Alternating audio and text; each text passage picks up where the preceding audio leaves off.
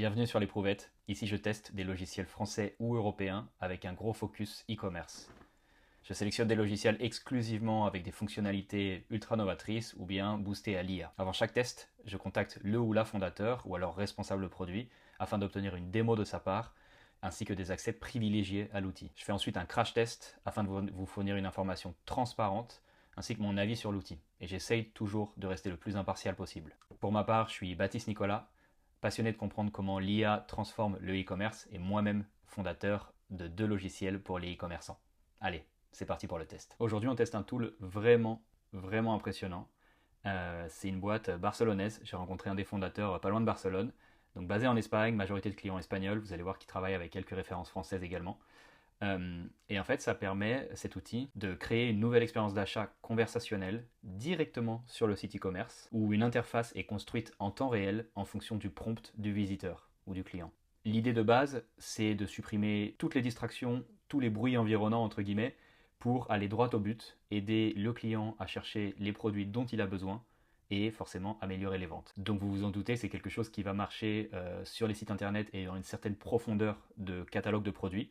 On parle de milliers de références. Typiquement, on retrouve des sites dans l'ameublement, dans le bricolage, ou par exemple des sites très nichés dans les matériels, les pièces détachées de voitures par exemple. Et forcément, ça a beaucoup moins de sens pour les sites monoproduits ou les DNVB avec peu de produits. Et en gros, ce qui se passe, c'est que les clients peuvent exprimer leurs besoins en langage naturel. Ici, on voit un exemple où le client utilise des étiquettes, puis ensuite en langage naturel input des mots. Et basé sur ce prompt, le système construit une interface en temps réel. Et j'ai testé le truc, je vais le tester avec vous. Tu peux pousser assez loin. Par exemple, tu pourrais dire je veux aménager toute la chambre de ma fille. Et hop, en fonction de ça, sur un site d'ameublement, Home and Garden, le site web va te proposer une interface vraiment dédiée à cela. Et l'interface en question, ça ressemble à ça, ça va reprendre toute la charte graphique, toute la DA, tous les codes couleurs du site. En fait, ça vient aspirer tout le CSS, donc cette partie du code du site qui définit le style du site. Et forcément, l'interface va se baser là-dessus pour inventer quelque chose de cohérent. Comme je vous ai dit, le but c'est vraiment d'aller droit au but, d'enlever tout le bruit environnement. No endless grid, pas de liste infinie, surtout sur des sites avec beaucoup de références. Là on va droit au but, ce sont les produits dont tu as besoin, tu peux l'acheter en bundle, on va te donner 2-3 recommandations et tu peux passer ton achat rapidement. Et si je me rappelle bien, ils ont été mentionnés dans le podcast Le Café de l'e-commerce parce qu'ils ont rencontré Adrien et Laetitia, donc les hosts du podcast, à un événement. Allez, on rentre un peu dans le cœur du sujet. Je suis sur le site d'un de leurs clients. Je vais vous montrer vraiment l'interface client, à quoi ça ressemble, toute l'expérience utilisateur d'un point de vue visiteur de site web, d'un point de vue client. Et par la suite, je vous montrerai 2-3 retours écran du back-office. Donc concrètement, comment les e-commerçants vont pouvoir utiliser l'app de leur côté. Du coup, ici, sur tefal.es, donc la version espagnole du site, je vais voir Tienda, donc magasin IA. La boutique IA. Si je clique ici, je rentre vraiment dans une nouvelle interface qui va me proposer un champ dans lequel je vais pouvoir écrire en langage naturel, mais aussi choisir directement des étiquettes. Ça doit être vraiment leurs best-sellers, ou en tout cas là où ils veulent amener le client. Et donc par exemple, je vais commencer par prendre l'étiquette Air Fryer, c'est à la mode, et je vais écrire pour cuisiner du bacalao. Non, du poisson, de la morue. Donc là j'ai un petit chargement, je vais laisser le chargement sans couper pour voir si c'est rapide. J'ai un Wi-Fi correct, c'est pas non plus le meilleur Wi-Fi du monde, mais voilà, ça charge quand même assez vite. Effectivement là on va me montrer une interface du coup qui reprend vraiment les codes couleurs de Tefal. Ça a l'air assez bien fait, assez droit au but, donc effectivement on me propose des air fryers. Donc là j'ai sélectionné un produit et donc ça me fait directement une fiche produit, c'est assez bien fait. Et ici j'ai un bouton pour ajouter directement au panier, ça doit être dynamique, on va tester. On va voir où est le checkout. Ok, donc là je reviens directement au checkout de Tefal, donc plutôt bien fait, la connexion elle est assez bien faite. Si je reviens sur intérieur, effectivement je sors de la Tienda IA, et donc là effectivement c'est dommage que ça ne sauvegarde pas ma sélection. Par contre, si j'y reviens, bacalao, j'ai envie de voir en fait si la fiche est personnalisée vraiment pour la cuisson du bacalao, de la morue. Donc on va regarder ça. Ok, donc je vais prendre cette fois-ci la première ici. Donc ça, on m'a généré une catégorie pour la fête des pères. Donc je vais prendre le premier produit. Donc là, il va régénérer une fiche produit. Et honnêtement, la génération, c'est impressionnant parce que c'est assez rapide. Alors après, je vais vous expliquer un peu pourquoi, comment ils ont réussi à faire ça. Il y a quand même un beau travail en amont. Mais ici, en fait, ce qui me déçoit, c'est que dans Donc là, je mets bacalao ici. Je vois que c'est pas mentionné directement dans la description de la fiche produit. Alors peut-être que ma requête n'était pas top. Je vais demander comment on cuisine donc le bacalao. Et effectivement, la réponse est assez générique, mais relativement satisfaisante. En tout cas, c'est pas quelque chose qui n'a aucun sens ou qui a fait une hallucination ou je ne sais quoi. Et je demande maintenant quelle est la différence de cette machine avec les autres. Donc un prompt vraiment très peu structuré, vraiment un peu droit au but, mais il comprend et il m'explique la différence par rapport aux autres, la capacité réduite, etc. Donc c'est une petite machine, hein, forcément. Donc encore une fois, pas game changer sur la réponse, mais quelque chose qui me permet d'aller droit au but pour ce type de produit. Allez, on revient au début de l'expérience et là je vais vraiment essayer d'aller piéger l'IA. Et ici je vois le menu déroulant qui va me permettre de voir... Ah, c'est assez cool, donc toutes mes recherches et je peux en faire une nouvelle du coup. Et là je vais lui demander, je vais dire je vais faire une tortilla de patatas, dis-moi ce dont j'ai besoin. Una tortilla. Donc forcément là je vais un peu loin dans le prompt, même si c'est quelque chose de très simple au final, c'est du langage naturel.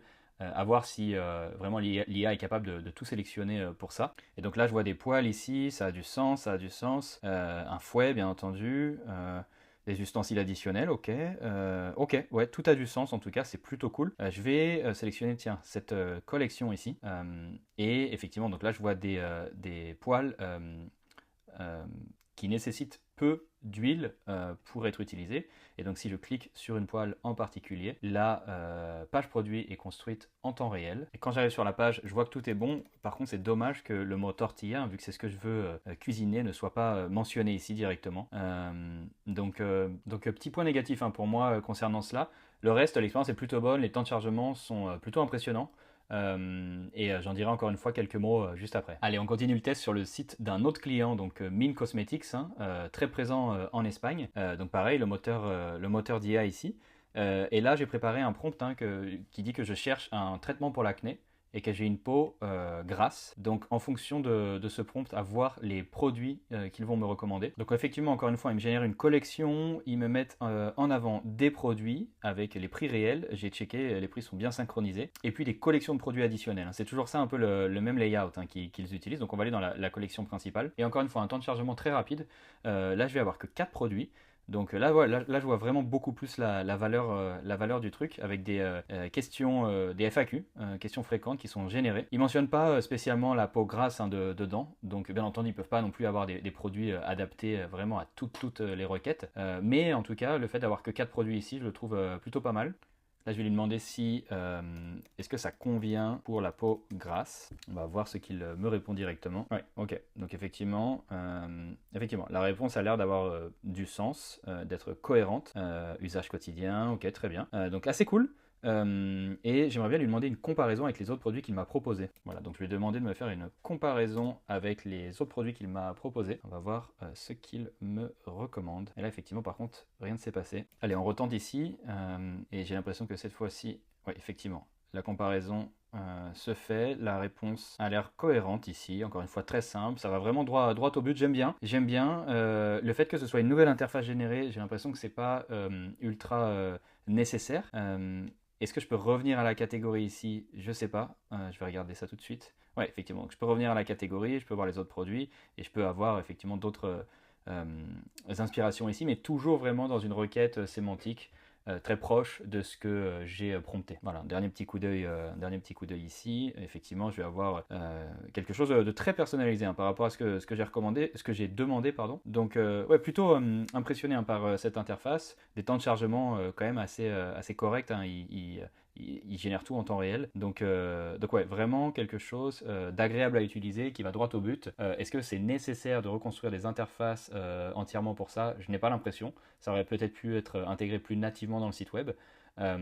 Après, effectivement, d'un point de vue technique, je ne sais pas si c'est vraiment possible ou alors si c'est facile d'aller cacher, entre guillemets, tous les produits non essentiels pour que l'utilisateur, le visiteur, aille droit au but sur seulement les produits dont il a besoin. Et forcément, on n'y manquera pas un petit test sur mobile pour aller faire une nouvelle recherche hein, afin d'aller traiter l'acné et on va regarder ce qu'il propose et la peau sèche. Pardon. Donc on va générer la recommandation directement.